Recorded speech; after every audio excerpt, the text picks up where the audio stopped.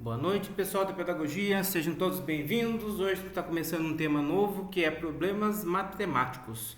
Então, é um tema muito amplo que a gente pode estender para diversos conhecimentos de matemática, desde a forma algébrica, lógica e todos os outros que envolvem os probleminhas matemáticos. Ok, pessoal? Hoje a gente vai tratar desse tema porque é um dos mandamentos dos professores de matemática, que são os ditos probleminhas matemáticos. E Poia, ele diz o seguinte no seu livro, Na Arte de Resolver Problemas. Ele trouxe 10 mandamentos para ajudar os professores em relação ao ensino desses problemas. Quais são eles? Primeiro, você tem que demonstrar interesse pelo problema, pela sua matéria, para que o aluno também demonstre. Se você não demonstra interesse, dificilmente seu aluno vai demonstrar, né? Você realmente tem que mostrar também, não só interesse, mas conhecimento. Então, você tem que conhecer aquilo do que você está tratando. Você não pode chegar com insegurança. Procura sempre ler no semblante do aluno, tentar enxergar nele qual a sua dificuldade. Olha para ele, vê se ele realmente está entendendo aquilo ou não. Se ele não está, mas ele está com vergonha de fazer pergunta, instiga ele a perguntar. Compreenda sempre a melhor maneira de abordá-lo também. Isso é muito importante. Não traga a sua informação pronta. Traga uma maneira dele poder intervir, dele questionar, né? Faça com que ele dê palpites, que ele demonstre o que ele realmente fez, né? Sobre o que ele está falando, demonstre vários tipos de situações que pode chegar à resolução daquele problema. Não tente desvendar de uma só vez o segredo daquele probleminha. Deixe os alunos ir dando palpites, deixe eles irem descobrindo por si só, para que eles possam construir a própria resposta, seja um mediador para que eles cheguem na própria resposta. Então sugira, não faça eles engolirem a força. Fica essas dicas aí do Jorge Poia, que ele traz no livro dele, A Arte de Resolver Problemas. Ok, pessoal? E por que eu devo trabalhar com problemas matemáticos? Porque os problemas matemáticos levam os alunos a serem mais inventivos, mais criativos, despertam nele o senso crítico, torna a aprendizagem mais significativa, prazerosa, ok? Então, bora lá trabalhar problemas matemáticos. Vamos começar? Primeiro probleminha, ele diz o seguinte, se eu tivesse 2 tijolos a mais, o dobro deste número seria 100. Quantos tijolos ele tem? Então pense um pouquinho comigo.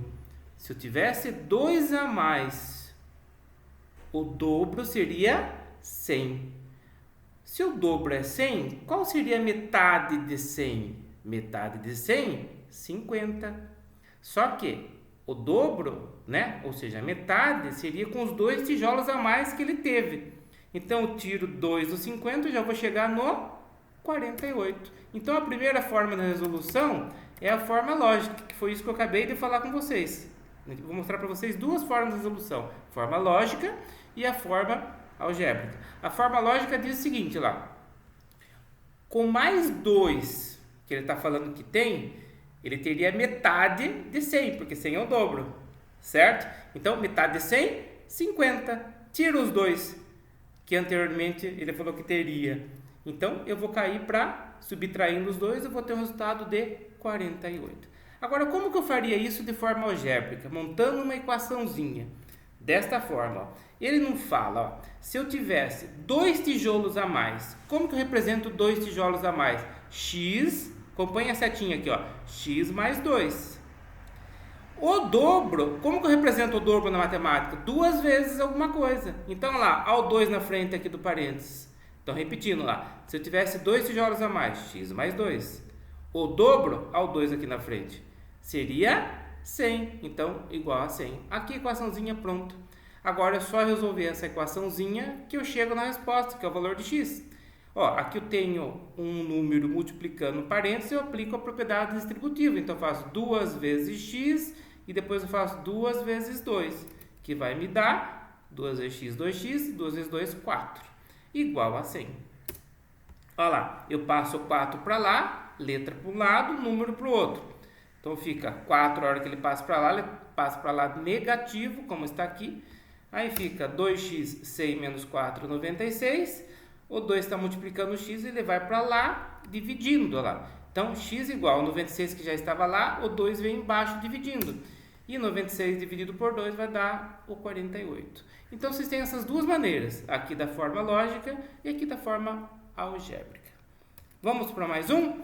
Olha só, Pedro tem 6 bolas de gude a mais do que Jorge.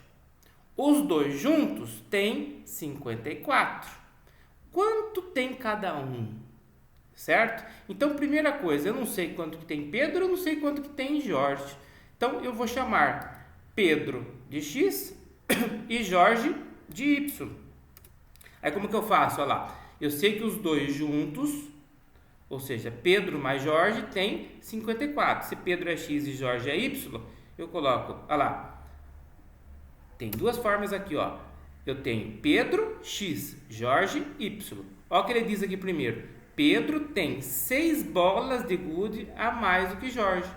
Então, Pedro, que é X, mais 6, ou seja, por que mais 6? Porque ele tem 6 bolas a mais. É igual a Jorge, que é Y. Aí, o que eu vou fazer? Eu vou isolar o X, que é o meu Pedro, para eu saber qual que seria a resposta do Pedro. Então, eu passo o 6 para o lado de lá, ó. Então, fica X, lá do outro lado já tinha o Y, o 6, na hora que ele passa para lá, ele vai como menos. Então, Pedro é igual a Jorge menos 6. Por enquanto, é isso que eu tenho. Agora, eu vou para a segunda informação, olha lá, que eu já tinha falado anteriormente. A segunda informação, ele diz que os dois juntos têm 54. Então, X mais Y igual a 54. Só que na anterior, eu já descobri que X é igual a Y menos 6. Então, no lugar do X aqui, ó, acompanha aqui, ó, no lugar desse X aqui, eu vou tirar esse X e vou colocar no lugar dele aqui, ó, Y menos 6. Porque eu sei que X vale Y menos 6. Então, eu tiro esse X, no lugar dele eu coloco Y menos 6. Olha lá, tirei esse X, no lugar dele eu coloquei Y menos 6. Aí eu copio o resto, olha lá, Y igual 54. Ok? Agora eu vou somar letra com letra e número com número. Eu tenho o que aqui, ó? Eu tenho um Y e tenho mais outro Y. Então, eu tenho um total de 2Y. E esse menos 6, eu passo ele para o lado de lá, para deixar letra de um lado, número de outro.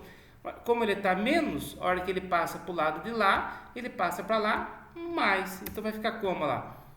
2, ó, Y mais Y, 2Y menos 6 igual a 54. Passo 6 para lá, ele passa mais 6. Aí fica como lá? 2Y igual 54 mais 6, 60. Então, vai ficar como lá? Y, o 2 está multiplicando, passa para lá dividindo, vai ficar 60 dividido por 2. E 60 dividido por 2 é 30. O que eu achei? Eu achei o Y. Y é quem? O Jorge. Tá faltando eu achar o Pedro. Mas eu sei que aqui em cima, ó, veja só, eu não tinha falado que X era igual a Y menos 6, ou seja, Pedro não era Jorge menos 6. Então, substitua lá. No lugar do Y, eu vou colocar 30, que eu acabei de achar aqui. Então, vai ficar X igual a 30 menos 6. Olha lá. 30 menos 6 é 24. Logo, Pedro tem 30 bolas de gude e Jorge 24. Perfeito, gente? Vamos para o próximo? Olha lá. Se 6 latas de leite custam R$ 72,00, qual o preço de 9 latas?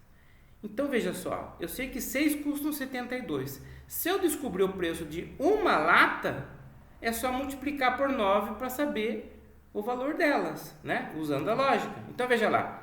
X é lata, então 6x, ou seja, 6 latas igual a 72. Então, 72 dividido por 6, eu vou descobrir x igual a 12, ou seja, o preço de uma lata é 12. Aí eu pego e faço o quê? Eu pego 12, multiplico por 9, que ele quer saber o valor de 9, aí eu vou ter 108. Então, 9 latas de leite vão custar R$ 108,00. Bem simples, né?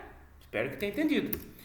Vamos para o próximo? Olha lá. Num elevador que suporta 600 quilos, então esse elevador suporta 600 quilos, quantas caixas de 48 quilos pode-se levar cada vez? Aqui as alternativas, ó. 15, 13, 11, 10. Se ele suporta 600 quilos, basta dividir 600 por 48, que eu vou saber quantas latas, né? Quantas caixas ele vai conseguir levar. Aí eu divido 600 por 48 e eu vou ter um resultado de 12,5. E aí, qual resposta seria correta? Letra E, 12 ou letra B, 13? É claro, gente, que é 12, letra E. Por quê? Se ele suporta no máximo 600, se eu colocar 13 caixas, ele vai ultrapassar os 600. Então, ele vai comportar, a alternativa mais correta seria a letra E. Ok? Joinha? Bom, aí esses dias na internet virou febre esse tipo de situação. E não deixa de ser um probleminha lógico, que tem a ver com matemática. Então, vamos estudar um pouquinho? Veja só. Na primeira linha, eu tenho 3 flores vermelhas, né? E as 3 flores vermelhas totalizam 60 pontos. Então, vale 60. Isso quer dizer que cada uma delas vai valer 20. Na segunda linha, eu tenho uma flor vermelha e 2 azuis, e cada flor azul tem 5 pétalas. Não é verdade? Então, veja só, se a flor vermelha vale 20, então eu tiro o total, que é 30 menos a vermelha, 30 menos 20, vai me sobrar 10. Significa que cada flor azul com 5 pétalas vai valer 10. Ok? Ok ou não? Não. Se me sobrou 10, cada flor azul vai valer 5. Certo? 5 da primeira flor azul e 5 da segunda. Então, olha lá, 20 para essa, mais 5 dessa, mais 5 dessa, vai dar o 30 aqui. Lembrando que essa flor azul tem 5 pétalas. Então, pela lógica, a gente subentende que cada pétala vale 1 ponto. Perfeito? Vamos para a terceira linha. Terceira linha, eu tenho uma flor azul, que nós sabemos, essa aqui tem 5 pétalas, então que ela vale 5, menos, olha lá, 5 menos 2 flores amarelas, eu vou ter um valor de 3. Eu sei quanto vale a amarela? Não. Então eu coloco 5 menos x igual a 3. Passo o 5 para o lado de lá, ele fica negativo. Daí como que fica lá? Menos x igual a menos 2. Só que eu quero achar o valor de x e não o valor de menos x. Então eu multiplico por menos 1 para ficar tudo positivo. Aí fica x igual a 2. Ou seja, as flores amarelas, elas valem 2. Mas como tem 2, cada flor amarela valerá 1. Então, nós já sabemos o valor da flor vermelha, da flor azul e da flor amarela. A vermelha vale 20, a azul com 5 pétalas, 5, e a amarela vale 1. Vamos para a última linha para a gente finalizar o probleminha lógico. Então, eu sei que a amarela vale 1. Aqui, ó, esse aqui vale 1. Certo? Mais a vermelha, que vale 20. E a azul vale 5. Só que observe o seguinte, ó. Essa azul só tem 4 pétalas. Então, por lógica, ela vai valer 4. E aí, como que eu faço? Eu somo essa mais essa, depois multiplico por essa? Não. Na matemática, a gente já aprendeu que primeiro a gente faz a multiplicação para depois fazer a soma. Então, o que eu vou fazer? Eu vou fazer primeiro a vermelha, que vale 20 vezes 4, que é essa azul. 20 vezes 4 dá 80. E mais a amarela, que vale 1. 80 mais 1, 81. Ok? Espero que vocês tenham entendido. Pessoal, é claro que eu dei diversos tipos de probleminhas, vários exemplos para vocês treinarem um pouquinho a cuca aí, tá? Mas é claro que os probleminhas, quando são usados na educação infantil ou no ciclo 1, no fundamental, devem ser feitos de formas mais simples, né? Até porque eles não têm todas as propriedades da matemática ainda, certo? Então, por exemplo, alguns exemplos de probleminhas que podem ser utilizados no 4º ano do ensino fundamental. Aqui um exemplo, ó. Nós temos 394 páginas, Fernando já leu 156. Quantas páginas ele ainda precisa ler? Ou seja, a criança tem que raciocinar o quanto ele tem e quanto ele já leu e associar que se ele fizer uma operação de subtração, continha de menos, ele vai chegar no resultado do exercício.